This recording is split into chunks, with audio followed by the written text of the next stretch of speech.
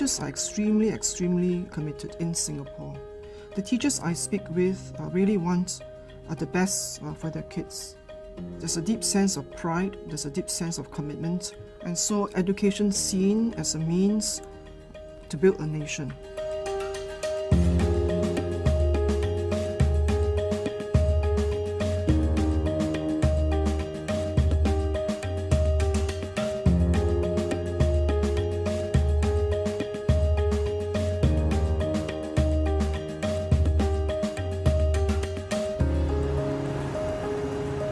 I would think that we take education very seriously because we are really a very small country. Very small country with no natural resources. Therefore, education to us, since independence, has always been a means by which we could forge a national identity, have Singaporeans come together as one. It was also a means by which we could ensure that in terms of our own economy, that we could make some headway and that economy could do well.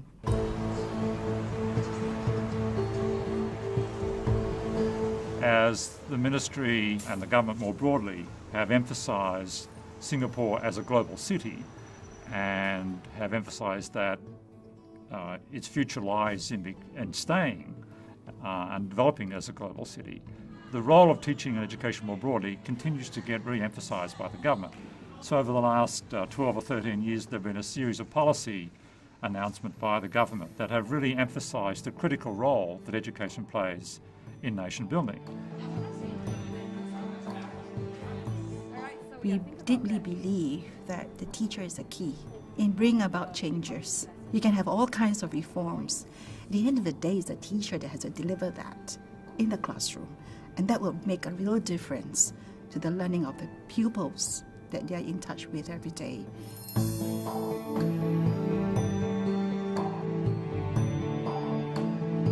So in the very early years of our independence, the country was very poor, but yet we had to quickly educate a very large number of young people. So what we did was to have a very centralized, efficient system to build up the education system very quickly. So schools were built in cookie-cutter style, teachers were recruited in huge numbers all at one go. And after we've solved that problem, the next stage was to raise educational attainments. That was a very important phase in our development because it really focused on the craft of teaching and learning. Okay, so same thing, we will have 2 students to every terminal. If you have any issues with the terminals, raise your hand and I'll come to you. Okay? Let's go. I think our basic belief is that no education system can be better than the quality of its educators. And so we place great emphasis on recruiting the right teachers.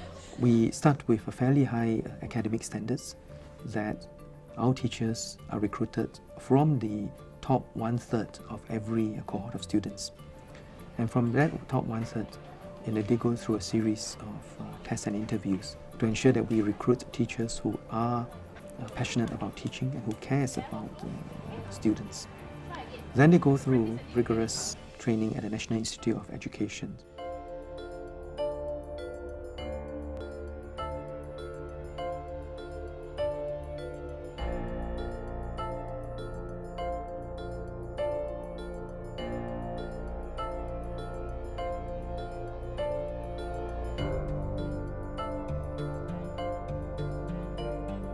Let me describe the philosophy behind our curriculum.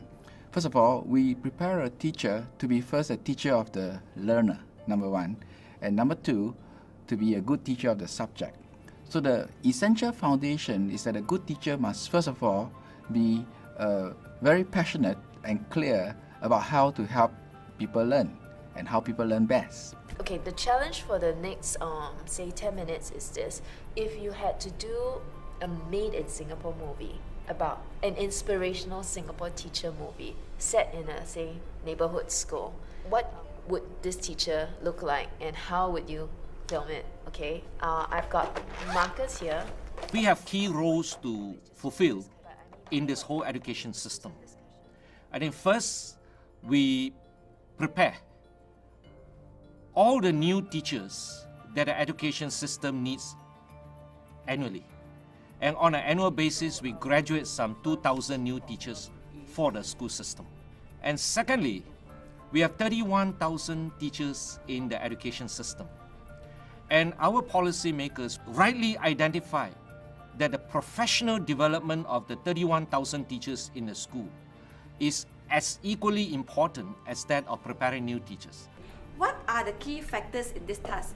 I think if you ask a question like this, we are only asking the students to just plonk the answers on the paper. So how can we put this question into a Socratic questioning, and which type of Socratic questioning would we use? I think we're a deep believer of lifelong learning. At the pre-service level, we cannot teach our beginning teachers everything, what it means to be a good teacher. We have to encourage our beginning teachers to come by and be involved with continual learning and in-service courses. And there's plenty of professional development opportunities for them. And I think that access, and the support is, I think, an envy of many countries. There is quite a systematic approach towards developing teachers who are already in the schools. In fact, the ministry supports this professional development of teachers and recognizes its importance by allowing every teacher to have an entitlement of 100 hours of professional development time to help her and him to become a better teacher.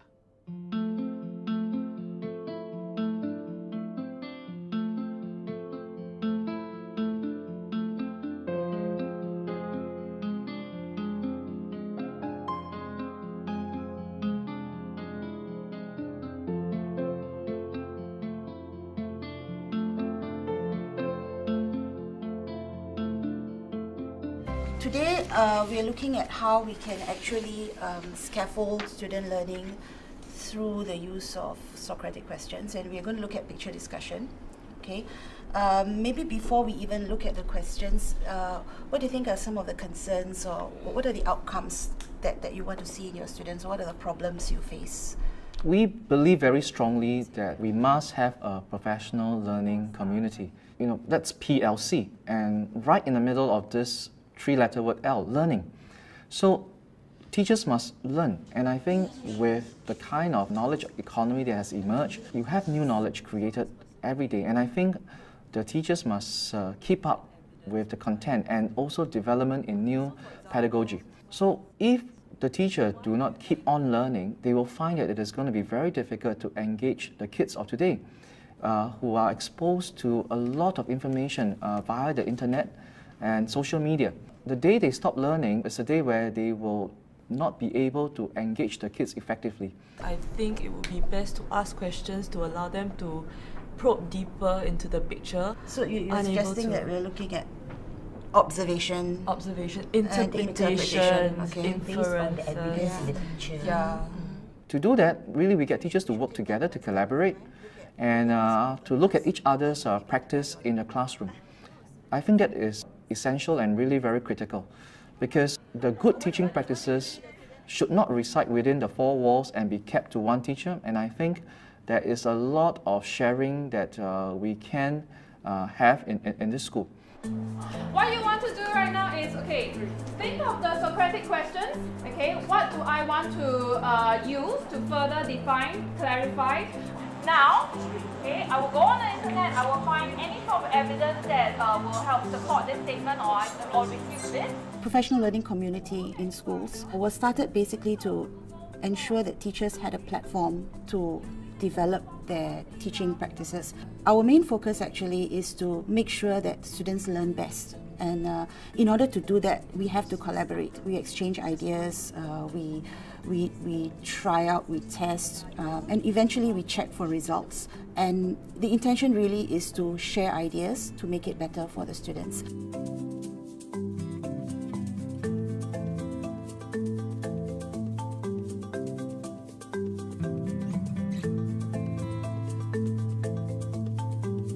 Follow that URL, it will lead you to a Google form. Using that Google form, I want you some of the things that will help you. We are in the process of watching a model lesson that's being run by my colleague here, and the whole process of us watching the lesson is to gain some kind of points from her lesson and also to provide our feedback. We discuss it to come up with a better lesson, because definitely learning grows with sharing and communication, and there's definitely scope for improvement for any lesson. What do you understand national service to be? When you think about it, what comes to mind? My dad once told me that many boys, before they went in army, they are like still kids, and even though they are 17, 18, but they still behave like kids. But after going into army and get training and get pumped, after that they get more mature. There's always something new to learn. You're never at a standstill. You're always moving ahead, pushing boundaries, trying to discover new things, new ways of teaching. So it's exciting because you don't get caught in a rut. Even if the pedagogy is sound, there's always a technology that's always challenging us, and we always have to find new ways to connect with the kids and to challenge them. This is the question there. Velocity is defined as the rate of change of distance with time. Is it true or false?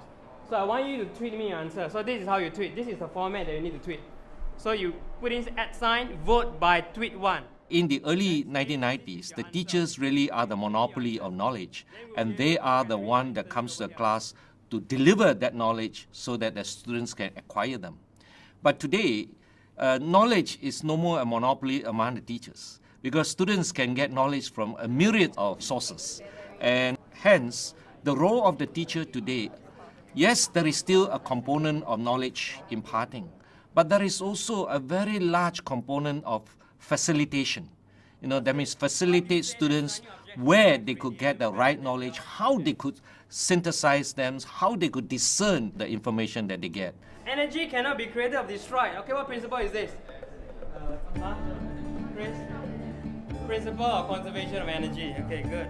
So we look at technology very meaningfully, and we see how can we leverage this technology to make a very significant impact in the classroom instruction. I'll give you an example. In a classroom of 40, it is really impossible to get 40 students to ask 40 questions at one go. When we use the instant messaging tool, we open 40 windows to 40 kids. They could ask 40 questions at the same time, and the teacher could see their thinking on the technology tool that they use. And kids get more excited because they are using the tools that they are very, very good in using, not just the pen and the pencil. Right, everything consolidated on one PowerPoint slide. Use the main thing as a skeleton, then you add on to the different parts. Okay? A lot of our younger teachers are coming in. They're a lot more savvy in the use of information, communication, technology tools. And I see them teaching the more senior teachers how to use those tools effectively.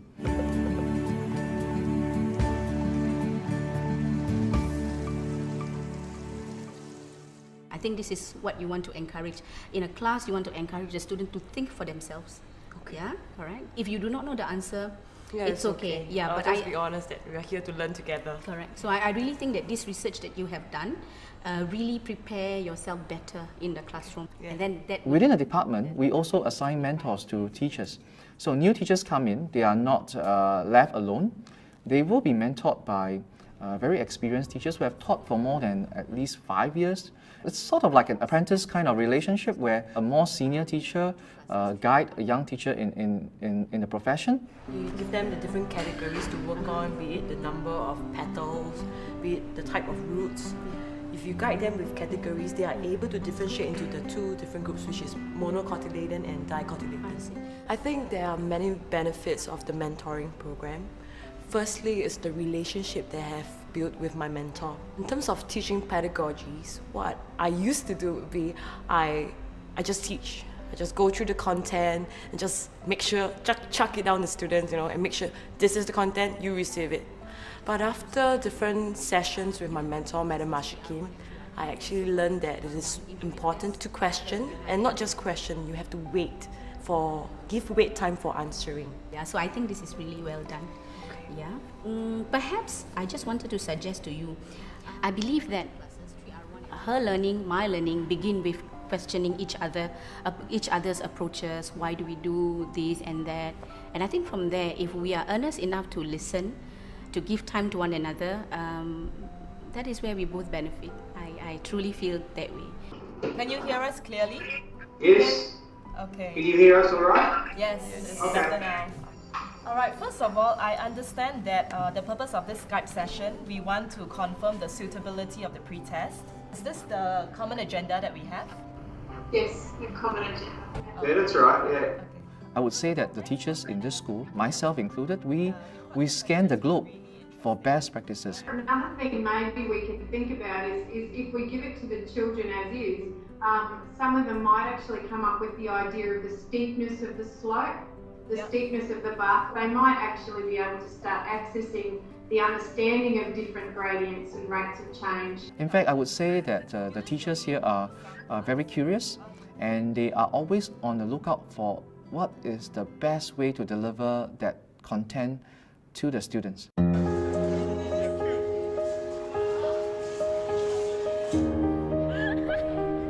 Teaching is not a job.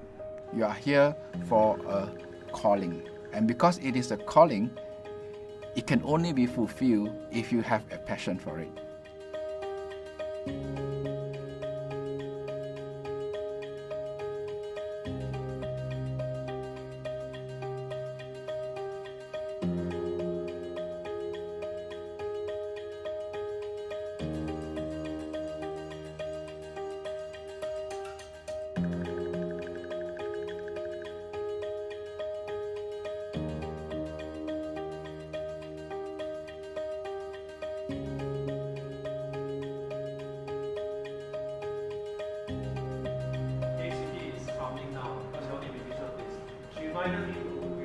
If you look at the status rankings of teachers in Singapore, they are accorded enormous social status by the community at large.